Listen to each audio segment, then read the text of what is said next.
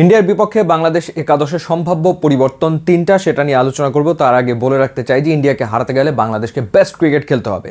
Good thing is that যে বাংলাদেশের ক্রিকেটাররা স্পেশালি ওপেনাররা দারুণ ফর্মে রয়েছেন। সাইফ হাসান তিনি আফগানিস্তানের বিপক্ষে 30 রান করার পর শ্রীলঙ্কার এগেনস্টে 60 রানের একটা ম্যাচ উইনিং নক খেলেছেন। তানজিদ হাসান তামিম আফগানিস্তানের বিপক্ষে দুর্দান্ত একটা 50 করেছেন।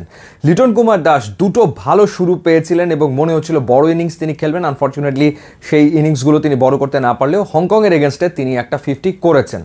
এরপরে যদি আমরা তাওহিদ হৃদয়ের কথা বলি, তাওহিদ হৃদয় তো সুপার ইনিংস খেলেছেন শ্রীলঙ্কার এগেনস্টে, এবং তাওহিদ হৃদয়ের ইনিংস ইন্ডিয়ার এগেনস্টে গুরুত্বপূর্ণ হবে, কারণ যেই সময় তিনি ব্যাট করতে আসবেন সেই সময় ইন্ডিয়ান 3 স্পিনার বোলিং অপারেট করবে সম্ভবত। সেই ক্ষেত্রে তাওহিদ হৃদয় স্পিন ভালো খেলেন, শ্রীলঙ্কান স্পিনারদেরকে ভালোভাবে সামলেছেন, সুতরাং আরও একবার তার ব্যাটের দিকে তাকিয়ে থাকবে বাংলাদেশ দল। শামীম পাটোয়ারি এখন পর্যন্ত ওরকম আহামরি নক খেলতে না পারলেও এফেক্টিভ একটা কেমিও যদি খেলে দিতে পারেন তাহলে তো কথাই নেই। জাকের আলী অনিক তিনি একাদশে থাকবেন কিনা সেটা একটা ডেফিনেটলি বড় প্রশ্ন, কারণ এখন পর্যন্ত এবারে এশিয়া কাপে 53টা বল তিনি ফেস করেছেন, কিন্তু কোনো ওভার বাউন্ডারি ছক্কা তিনি হাঁকাতে পারেননি। ডেথ ওভারে যে ধরনের ব্যাটিংটা তার কাছ থেকে এক্সপেক্টেড সেটা তিনি ডেলিভার করতে পারছেন না, সুতরাং সেই জায়গাটাতে একটা পরিবর্তন আসলেও আসতে পারে, এবং সম্ভাব্য পরিবর্তন হচ্ছে নুরুল হাসান সোহান, তিনি খেলবেন জাকের আলী অনিকের পরিবর্তে। এটা গেল এক। বোলিং ডিপার্টমেন্টের কথা যদি বলি, মুস্তাফিজ সুপার ফর্মে রয়েছেন। আফগানিস্তানের বিপক্ষে 3 উইকেট, শ্রীলঙ্কার বিপক্ষে 3 উইকেট, সব মিলে 7 উইকেট নিয়েছেন এবারের এশিয়া কাপে। এখন পর্যন্ত ভারতের বিপক্ষে বাংলাদেশের তুরুপের তাস হতে পারেন কাটার মাস্টার, এবং তার সাথে তাসকিন আহমেদ যিনি এখন পর্যন্ত 5 উইকেট নিয়েছেন।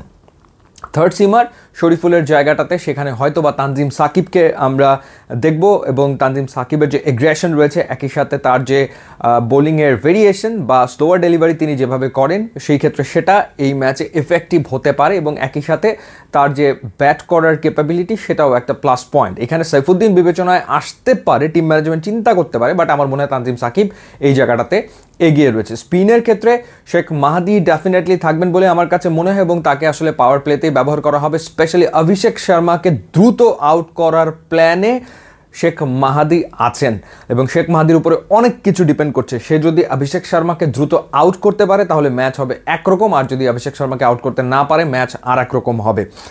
তার সাথে সেকেন্ড স্পিনার আসলে কে? এখানে নাসুম আহমেদ রয়েছেন, দুটো ম্যাচ খেলেছেন, একটা ম্যাচ দারুণ খেলেছেন আর একটা ম্যাচ অতটা ভালো খেলতে পারেননি। অর্থাৎ শ্রীলঙ্কার এগেনস্টের ম্যাচে তিনি খুব একটা ভালো বোলিং করেন, এক্সপেন্সিভ ছিলেন, বাট তার আগের ম্যাচে against Afghanistan he was really good, 2টা উইকেট তিনি নিয়েছিলেন। তো সেই ক্ষেত্রে নাসুমকে খেলানো হবে নাকি রিশাদকে খেলানো হবে, দ্যাটস আ বিগ কোয়েশ্চেন। আমার মনে হয় যে এই ক্ষেত্রে টিম ম্যানেজমেন্ট হয়তো রিশাদের কথা চিন্তা করতে পারে, এবং রিশাদ হোসেনকে আরও একবার প্লেইং 11-এ আনা হতে পারে। ইনফ্যাক্ট চ্যাম্পিয়ন্স ট্রফিতে রিশাদ হোসেন কিন্তু ভালো বল করেছিলেন ইন্ডিয়ার এগেনস্টে, ইন্ডিয়ার ব্যাটিং অর্ডারের এগেনস্টে। সেই ক্ষেত্রে রিশাদকে হয়তো একটা চান্স দেওয়া হতে পারে। সো এই হচ্ছে সম্ভাব্য 3 পরিবর্তন, অর্থাৎ জাকের আলী অনিকের পরিবর্তন নুরুল হাসান সোহান, শরীফের জায়গাতে তানজিম সাকিব, এবং নাসুমের জায়গাতে রিশাদ হোসেন। এই 3টা পরিবর্তন হতে পারে, বাট ইউ নেভার নো যে টিম ম্যানেজমেন্ট আসলে কীভাবে করে গেম প্ল্যান করছে।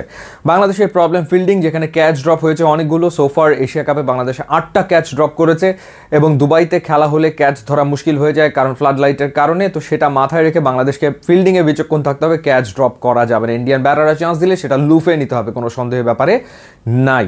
সো ওভারঅল বাংলাদেশ যদি অ্যাজ এ টিম খেলতে পারে, পারফর্ম করতে পারে, তাহলে ইন্ডিয়াকে হারানো সম্ভব।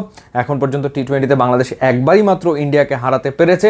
বাংলাদেশের জন্য এটা খুবই গুরুত্বপূর্ণ একটা ম্যাচ, এবং আফগানিস্তান শ্রীলঙ্কার এগেনস্টে যে বাংলাদেশকে আমরা দেখেছি সে ধরনের ক্রিকেট যদি বাংলাদেশ খেলতে পারে তাহলে খুবই কম্পিটিটিভ একটা ম্যাচ হবে, এবং আশা করি বাংলাদেশ ইন্ডিয়াকে হারাবে ইনশাআল্লাহ। দেখা যাক। ইউটিউব ইনস্টাগ্রাম লিঙ্ক দেওয়া আছে, আপনারা যোগ দিলে খুবই খুশি হবো। And thanks for watching.